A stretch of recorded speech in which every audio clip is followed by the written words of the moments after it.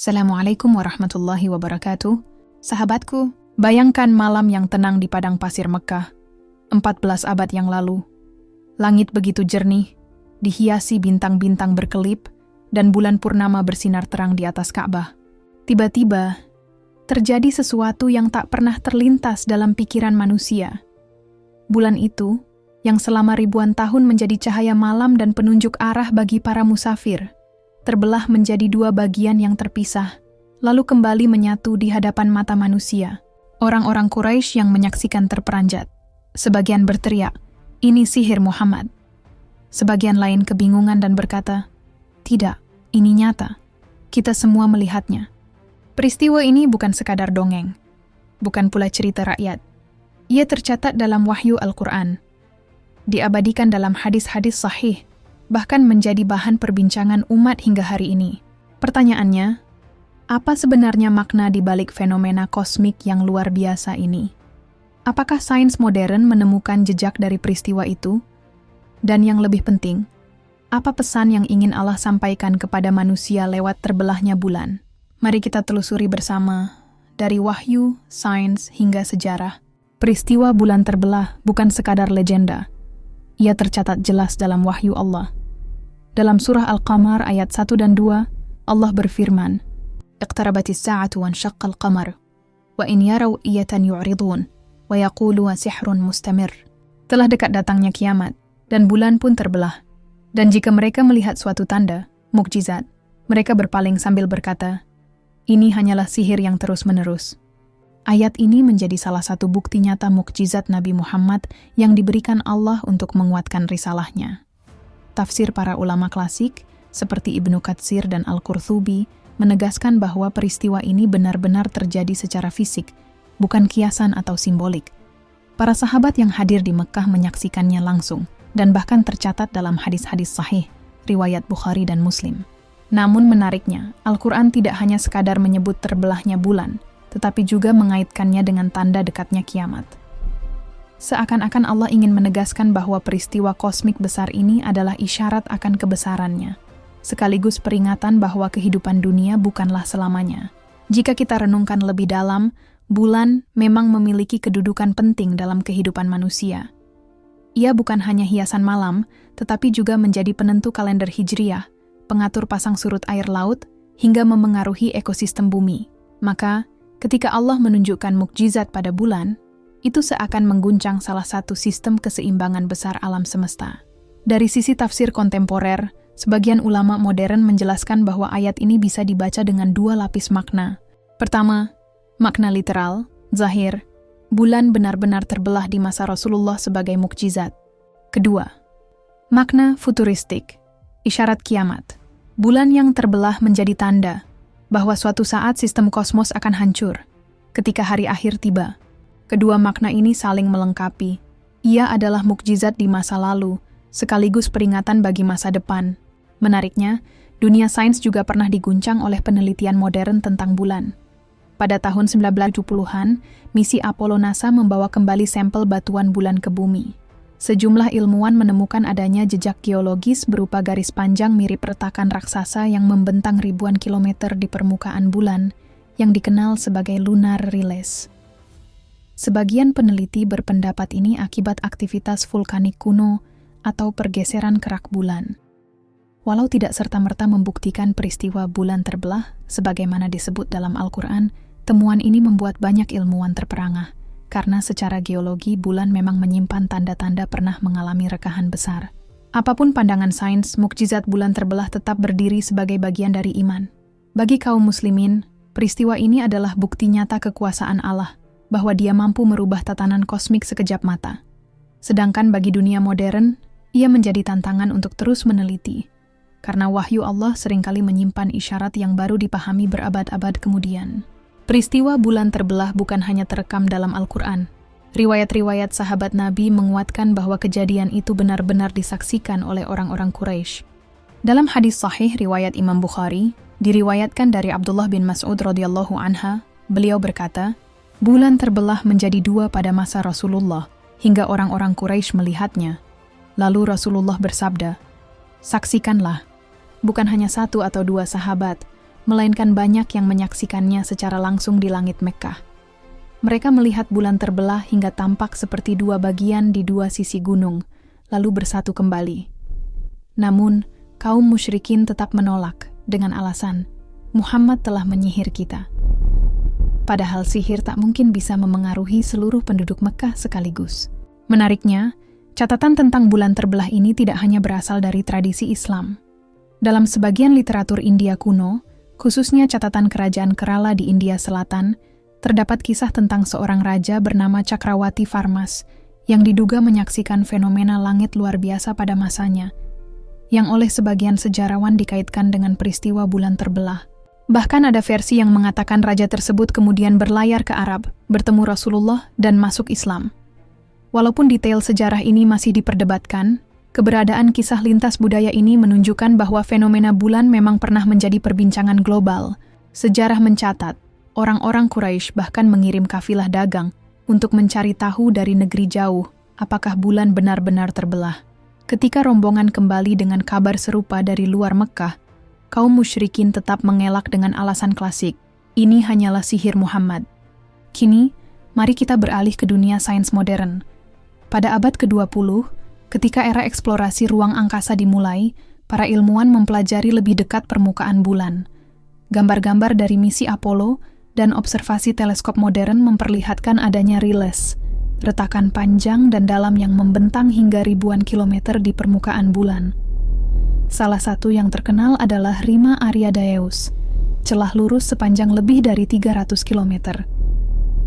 Para ilmuwan menyebutnya sebagai hasil aktivitas geologi purba, seperti pergeseran kerak atau aktivitas vulkanik.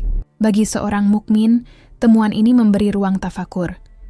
Meskipun sains modern tidak secara langsung menyatakan bahwa bulan pernah terbelah dua, keberadaan rekahan masif di permukaan bulan setidaknya membuka kemungkinan bahwa ia memang menyimpan sejarah kosmik yang luar biasa. Apapun kesimpulan para ilmuwan, yang jelas mukjizat bulan terbelah sudah diabadikan dalam Al-Quran dan hadis sahih lebih dari 1.400 tahun lalu, dengan kesaksian sejarah yang menyertainya. Dari Mekkah hingga India, dari riwayat sahabat hingga pengamatan modern, semuanya membentuk satu mozaik yang menegaskan, Allah lah yang berkuasa atas jagat raya ini. Sahabat sekalian, dari perjalanan tadi, mulai dari wahyu, sejarah, hingga sains modern, kita bisa menarik begitu banyak hikmah yang luar biasa. Pertama, dari sisi wahyu, peristiwa bulan terbelah menegaskan bahwa Allah berkuasa untuk menunjukkan tanda-tanda kebesarannya, baik di bumi maupun di langit. Al-Quran bukanlah sekadar kumpulan kata, melainkan kalam ilahi yang menyimpan bukti kebenaran. Sebagian sudah terbukti oleh sains, sebagian lagi masih menjadi misteri untuk masa depan. Mukjizat bulan terbelah menjadi bukti nyata bahwa janji Allah selalu benar, bahkan ketika manusia mengingkarinya. Kedua, dari sisi sains modern, kita belajar kerendahan hati. Para ilmuwan dengan segala kecanggihan teleskop dan misi ruang angkasanya masih terus menyingkap rahasia bulan. Mereka menemukan rekahan panjang, kawah, dan bekas aktivitas geologi yang luar biasa. Namun, sains selalu punya keterbatasan. Ia menjelaskan bagaimana, tapi tak selalu mampu menjawab mengapa. Justru di titik ini, wahyu memberikan arah bahwa fenomena alam adalah tanda, bukan sekadar kebetulan kosmik. Ketiga, dari sisi sejarah, kita melihat bagaimana manusia bereaksi terhadap tanda-tanda Allah. Kaum Quraisy melihat bulan terbelah dengan mata kepala, namun tetap mengingkarinya dengan alasan sihir. Sementara itu, ada riwayat tentang Raja India yang justru beriman karena peristiwa langit itu. Inilah pelajaran penting yang menentukan bukan hanya besarnya mukjizat, tapi kesiapan hati manusia untuk menerima kebenaran. Bahkan tanda sebesar apapun akan sia-sia bagi hati yang tertutup, dan sebaliknya. Tanda kecil pun akan menjadi cahaya bagi hati yang terbuka. Dan keempat, dari sisi pesan moral Islami, kita diajak untuk memperkuat iman dan rasa syukur. Mukjizat bulan terbelah adalah pengingat bahwa dunia ini tidak akan berjalan selamanya. Allah memberi tanda-tanda bukan untuk dijadikan sensasi, melainkan sebagai peringatan, agar manusia kembali kepadanya sebelum datang hari yang benar-benar besar. Hari kiamat. Bayangkan jika bulan bisa Allah belah di hadapan manusia. maka apalagi yang sulit baginya? Bukankah bumi yang kita pijak, langit yang menaungi, dan detak jantung yang kita rasakan juga bisa berhenti kapan saja bila Allah berkehendak? Hikmahnya jelas.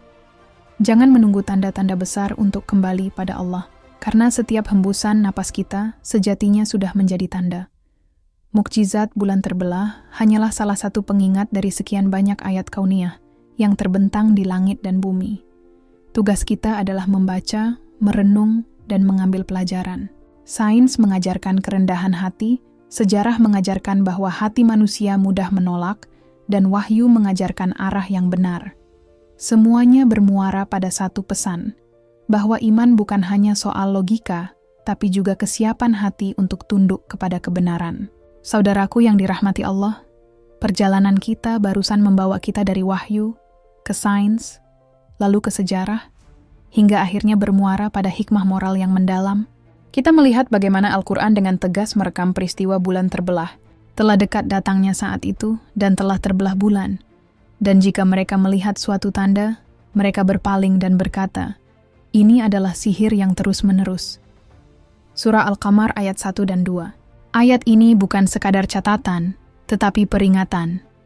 Mukjizat bulan terbelah sudah terjadi, tapi tidak semua hati tersentuh.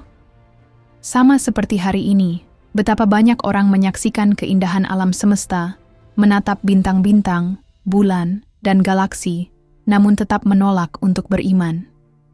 Dari sisi sains, kita menyadari betapa kecilnya manusia di tengah luasnya jagat raya. Para astronom dengan teleskop tercanggih pun hanya bisa mengintip sebagian kecil dari rahasia kosmos.